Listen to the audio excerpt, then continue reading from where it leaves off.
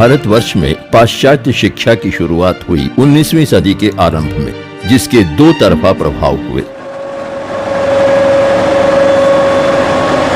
उच्च एवं मध्य वर्ग ने इस आधुनिक शिक्षा का स्वागत किया, जिसके परिणाम स्वरूप एक प्रभावकारी सामाजिक सुधार आंदोलन की शुरुआत हुई। राजा राम मोहन राय और ईश्वर चंद्र विद्यासागर के नेतृत्व में शुरू हुआ भारतीय पुनर्जागरण 19वीं सदी के मध्य तक परिपक्व हो गया। 19वीं सदी के छठे दशक में रविंद्रनाथ टैगोर, स्वामी विवेकानंद सहित प्रफुल्ल चंद्र राय आदि के उदय ने एक कमजोर और गरीब भारत को विकास और समृद्धि का भरोसा दिलाया।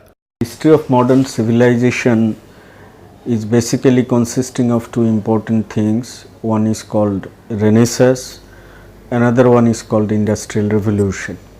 P.C. Ray has observed the impact of Industrial Revolution in Britain, and immediately he decided that doing teaching and other kind of relevant works, he will try his best to establish an industrial infrastructure in India. Prafulla Chandra Ray न केवल एक महान वैज्ञानिक थे, बल्कि एक व्यवस्थापक भी थे, जिन्होंने ये समझा कि उद्योगों में वैज्ञानिक ज्ञान के उपयोग से भारतवर्ष की गरीबी दूर की जा सकती है। एक देशभक्त, सामाजिक वैज्ञानिक एवं परोपकारी मनुष्य, जिन्होंने मानवता के सुधार के लिए विज्ञान के उपयोग हेतु अपनी जिंदगी न्यौछावर कर दी। रविंद्रनाथ टैगोर ने प्रफुल्ल चंद्र राय के बारे में कुछ इस प्रकार कहा है कि शिक्षा, रसायन विज्ञान और रसायन उद्योग के मार्गदर्शक प्रफुल्ल चंद्र के कार्य देश को उन्नति दिलाने के साथ साथ गरीब और त्रस्त जनों के लिए भी आशीर्वाद होकर बरसता है। Once Rabindranath was pushed UK to study law so that he can be a barrister, but after studying 6 months he came back to India. Once he made a statement about Acharya Prafulla Chandra that often I can remember the teaching of Henry Morley. If I look around, I cannot find a teacher of that kind of capability. Only I can see one. He is Acharya Prafulla Chandra Ray. P C Ray Bharat में आधुनिक रसायन विज्ञान के संस्थापक, अजैविक यौगिकों में दक्ष थे।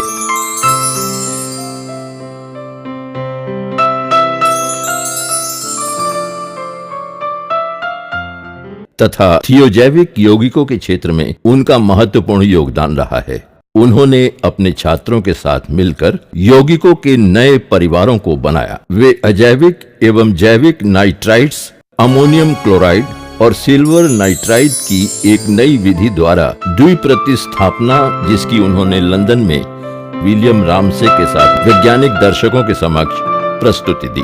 1912 में नेचर पत्रिका में इस यौगिक के सफलतापूर्वक वास्तविक रूप बनाने की विधि की भी प्रशंसा की। उनका पारा धातु के प्रति लगाव आयुर्वेद में इसके महत्व के कारण हुआ। आचार्य प्रफुल्ल चंद्र was a scientist, but Swadeshi was in his blood. He has got in his own mind that when they imbibe these natives, I always have to depend upon the imported drugs, even for the small diseases and other things. So in his mind, when so much of plenty of plants and other things are available, so why not go for some Ayurvedic product which are readily available? That's the how that today's what aquaticotics we are producing, extract of ajwan, he introduced in the market. He equally concentrated in developing the allopathic medicines as well as Ayurvedic product, and once during his period he developed at least 150 items, right from your medicines to your household items. Even those days sindoor, amla, Chyawanprash used to be manufactured at Bengal Chemical. This is his biggest contribution, and we can see his versatility in developing the products. He was not merely a scientist and fixed in the professor in the book is professor, but in the practical application he used to concentrate. P C Ray ने mercury salt तथा उससे संबंधित यौगिकों के ऊपर 100 से अधिक शोध पत्र जारी किए, जिनमें से कुछ उन्होंने अपने छात्रों के साथ मिलकर लिखे। जीवन काल में लगभग 200 शोध पत्र प्रकाशित किए। उनके शोध पत्रों का अधिकतर भाग 1924 तक journal of chemical society London में प्रकाशित हुआ, क्योंकि इसी वर्ष journal of Indian chemical society की स्थापना हुई। हालांकि राय का वास्तविक योगदान रासायनिक शोध के क्षेत्र में शोध पत्र प्रकाशित करने का न होकर एक ऐसे प्रेरक नायक के रूप में ज्यादा है जिन्होंने आने वाली पीढ़ी को वैज्ञानिक पेशा अपनाने की प्रेरणा दी। He likes to generate a handful of meritorious students who are basically going to take the responsibility of science and technology education in India. Like Satyendranath Bose, Meghnad Saha, Nilratan ধর, নিখিল রঞ্জন সেন, জ্ঞানেন্দ্রনাথ মুখোপাধ্যায়, পুলিন বিহারী সরকার। प्रफुल्ल चंद्र तरह तरह के विषय में लिखना पसंद करते थे।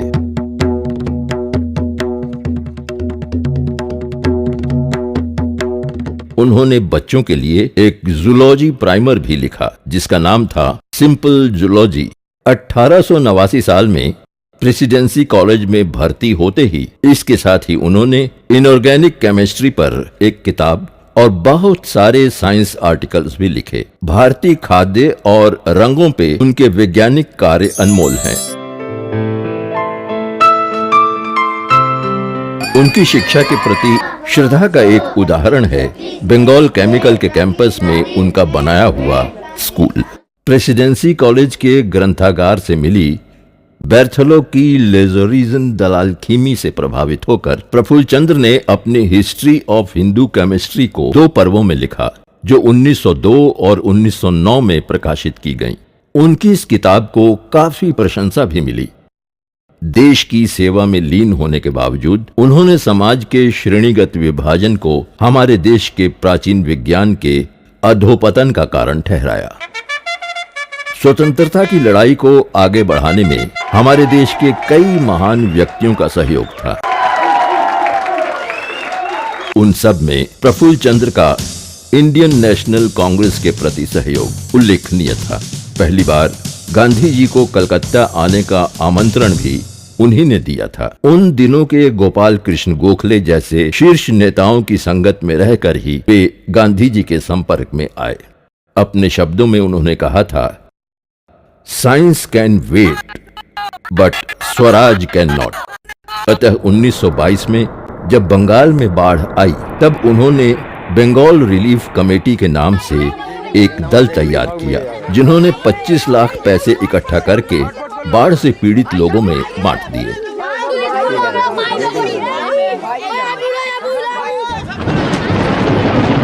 जब बात लोगों के स्वनिर्भर होने की आई तब उन्होंने बंगाल कोऑपरेटिव सोसाइटी की स्थापना की। आज सारा देश उन्हें कोऑपरेटिव सोसाइटीज के निर्माता के रूप में जानता है। प्रफुल्ल चंद्र का जन्म 2 अगस्त 1861 में अविभाजित बंगाल के खुलना जिले के रारूली काटीपाड़ा गांव में हुआ। एक रईस और संस्कारी परिवार के मुखिया होने के नाते उनके पिता हरीश चंद्र बहुत ही खुले विचारों के थे। प्रफुल्ल चंद्र की प्राथमिक शिक्षा उनके पिता द्वारा निर्मित गांव के स्कूल में ही हुई। बाद में 1870 में अपने बच्चों को अच्छी शिक्षा दिलाने के लिए हरीश चंद्र कलकत्ता आए और अपने दोनों बेटों प्रफुल्ल चंद्र और नलिनी कांत को हेयर स्कूल में 1871 में दाखिल करा दिया। लेकिन कुछ समय उपरांत प्रफुल्ल चंद्र बीमार पड़ गए, अतएव उन्हें अपने गांव वापस जाना पड़ा। 1874 में वो फिर कलकत्ता आए और अल्बर्ट स्कूल से अपनी पढ़ाई पूरी की और वहीं से 1879 में वे एंट्रेंस एग्जामिनेशन में भी उत्तीर्ण हुए। बाकी की पढ़ाई करने के लिए वे मेट्रोपॉलिटन इंस्टीट्यूट में भर्ती हो गए, जिसे आज हम विद्यासागर कॉलेज के नाम से जानते हैं। प्रफुल्ल चंद्र को अलेक्जेंडर पेडलर के केमिस्ट्री लेक्चर्स में बड़ी दिलचस्पी थी, जिस कारण वो प्रेसिडेंसी कॉलेज में एक्सटर्नल स्टूडेंट के हिसाब से भर्ती हो गए। पेडलर के प्रभावी लेक्चर्स और दक्ष प्रयोगों से प्रेरित होकर ही प्रफुल्ल चंद्र ने रसायन विद्या को उच्च शिक्षा के लिए चुना। 1882 साल में गिलक्रिस्ट स्कॉलरशिप को साथ लिए प्रफुल्ल चंद्र ने रसायन पढ़ने के लिए एडिनबर्ग विश्वविद्यालय में कदम रखा। वहां उन्होंने प्रोफेसर अलेक्जेंडर क्रम ब्राउन को अपने गुरु के रूप में पाया। 1885 में एडिनबर्ग में बीएससी डिग्री लेने के बाद उन्होंने डीएससी डिग्री लेने का फैसला किया। 1887 में उन्हें 27 साल की उम्र में ही एडिनबर्ग डॉक्टरेट से सम्मानित किया गया। उनके कार्य conjugated sulphates of the copper magnesium group, study of isomorphous mixtures and molecular combinations के लिए। प्रफुल्ल चंद्र 1888 में भारत लौटे। 1889 में प्रेसिडेंसी कॉलेज में रसायन के असिस्टेंट प्रोफेसर की हैसियत से नौकरी मिली। 250 रुपए प्रति महीने की तनख्वाह थी, पर उनकी सबसे बड़ी पूंजी उनके छात्र थे। 1890 में उन्होंने नील रतन सरकार, राम ब्रह्म सान्याल जैसे व्यक्तियों के साथ नेचर्स क्लब की स्थापना की। 30 साल बिताए उन्होंने प्रेसिडेंसी कॉलेज में। वो साफ प्रदर्शन से और हर विषय को ऐतिहासिक परिप्रेक्ष्य से समझाते और छात्रों को उनकी पढ़ाई में एक अनोखा आनंद मिलता था। उनके विस्तृत ज्ञान की समझ का परिचय पाते ही सारे छात्र उन्हीं के मार्ग पर चलकर एक उज्जवल भविष्य रचने का सपना देखने लगे। Acharya Prafulla Chandra Ray, father of modern chemistry in India, pursued his passion in Presidency College as a teacher, a researcher, and a visionary of industry. Acharya knew that it is more important to inspire the students in the subject rather than to just give lectures. He knew that chemistry is an experimental science, so he laid emphasis on the practical work. And in his lectures, he also presented neat demonstrations of the reactions in the class that he was discussing. And that actually inspired several batches of students in the subject of chemistry. In this connection, the famous School of Chemistry in India, which was established in Presidency College by Acharya's efforts. In the laboratory of Presidency College, he prepared the famous mercurous nitrite, which was published in Journal of Asiatic Society, Bengal in 1896 and immediately noticed by the journal Nature. In 1971, the chemistry department was shifted from the main building to this present Dirogio building. उनके इस्तेमाल किए गए chemicals आज भी संरक्षित हैं।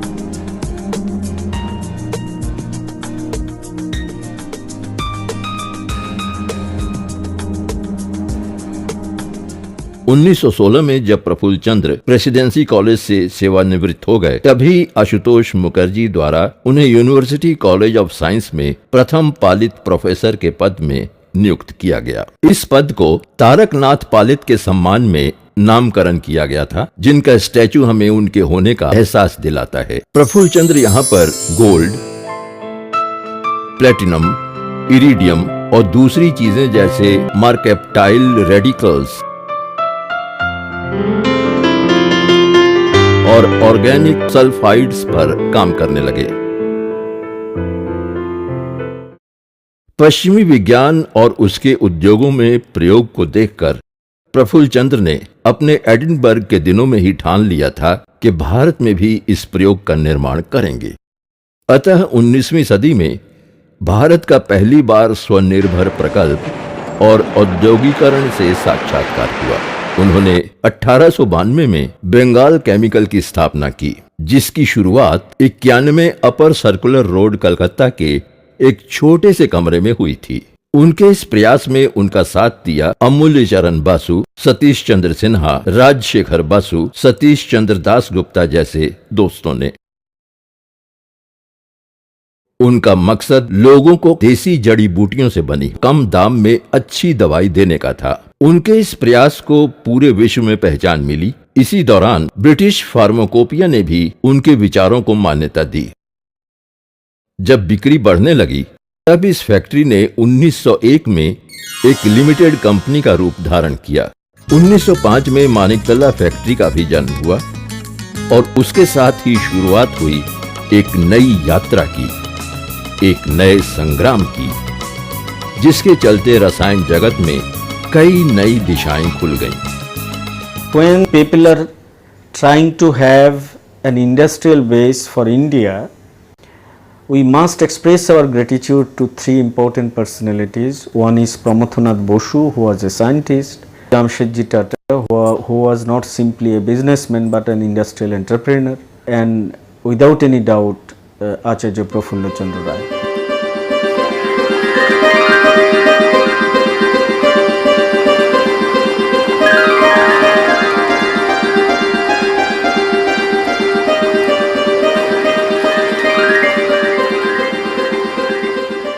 Today's Bengal Chemical is a great example we can see now.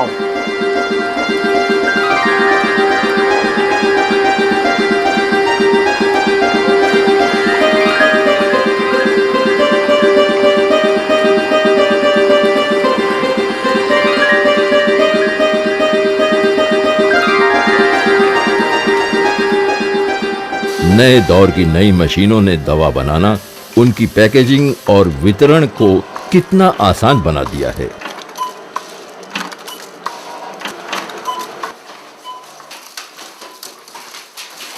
आधुनिक युग के इंडस्ट्रियल बदलाव और उन्नति को सामने रखते हुए मानिकतला फैक्ट्री, जिसे प्रफुल्ल चंद्र ने अपने हाथों शुरू की थी, वो आज और भी भव्य और विस्तृत हो गई है।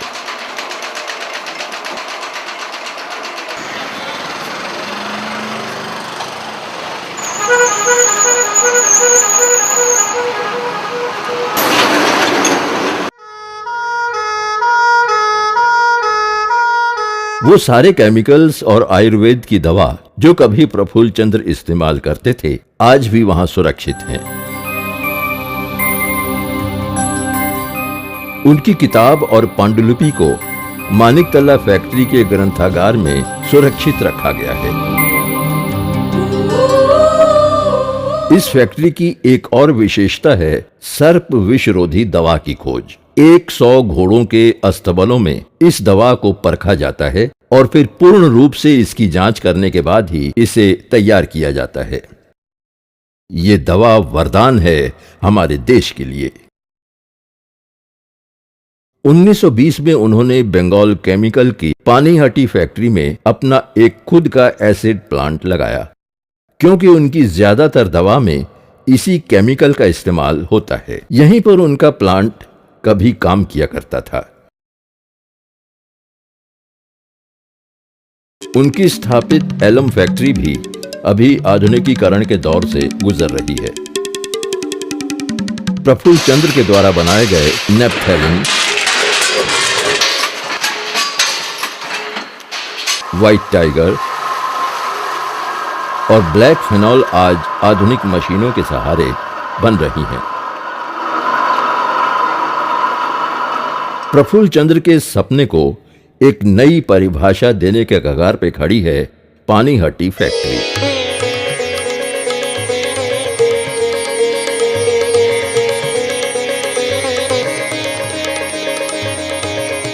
प्रफुल्ल चंद्र कभी कभी इस बंगले में आकर रहते थे, जहां इस छोटे से तालाब में वो अक्सर नाव चलाते थे। ये उनकी सबसे पसंदीदा हॉबी थी। ये नाव उनकी कई नावों में से एक है। 1938 में प्रफुल्ल चंद्र ने बॉम्बे फैक्ट्री बनाई, जिसे 1 रुपए के बदले खरीदा था। आज बंगाल केमिकल एक सफल कंपनी के रूप में परिचित है और जिसके प्रोडक्ट्स नेपथेलिन, फिनाइल, यूथेरिया और कैंथेराइडिन हमारे दैनिक जीवन में हमारे काम में आते हैं।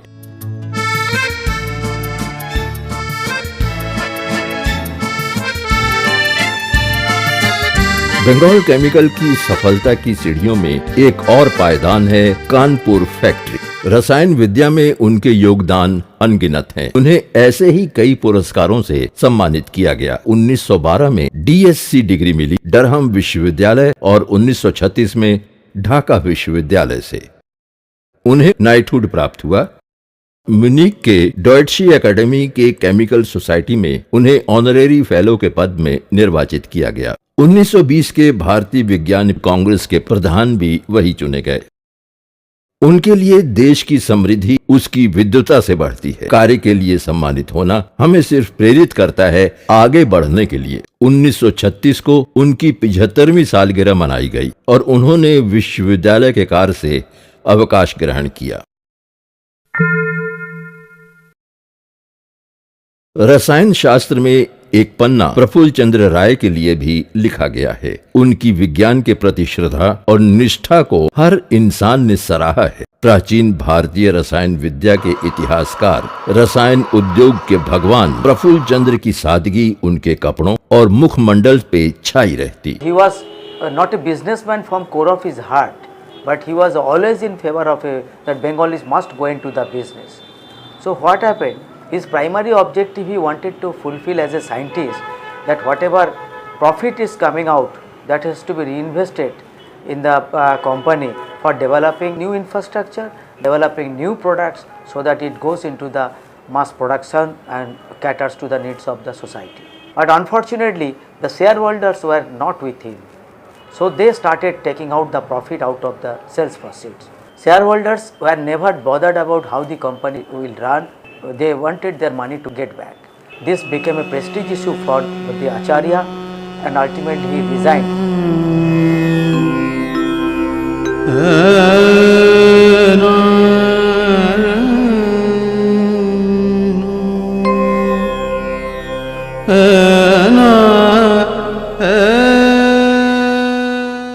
देश के प्रति उनकी भक्ति और दुखी एवं पीड़ित मनुष्यों को अपनी छत्र छाया में रखते हुए प्रफुल्ल चंद्र ने अपने जीवन की सारी जमा पूंजी गरीब छात्रों और रसायन शोध कार्यों में दान कर दी थी। अंतिम समय में उनकी दुनिया यूनिवर्सिटी कॉलेज ऑफ साइंस के एक कमरे में सिकुड़ गई, जहां 16 जून 1944 को वो किसी और जीवन में जागने के लिए सो गए। वो चले गए।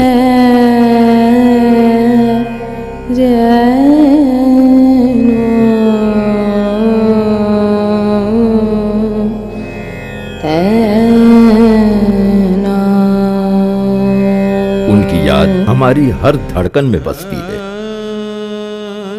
उनके इस्तेमाल किए गए कपड़े, बिस्तर और ऐसी कई चीजें यूनिवर्सिटी कॉलेज ऑफ साइंस में आज भी संरक्षित हैं।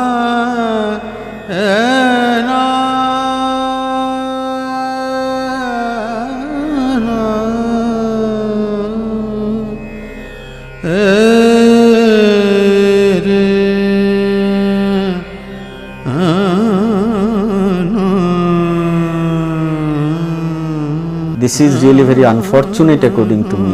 India even today cannot properly understand the diversity, the multifaceted approach of this great scientist. Praful Chandra राय भारतीय विज्ञान के अन्यतम वैज्ञानिक थे, जिनकी सरलता और तेजस्विता का अनोखा मिश्रण हमारे देश के लिए वरदान साबित हुआ।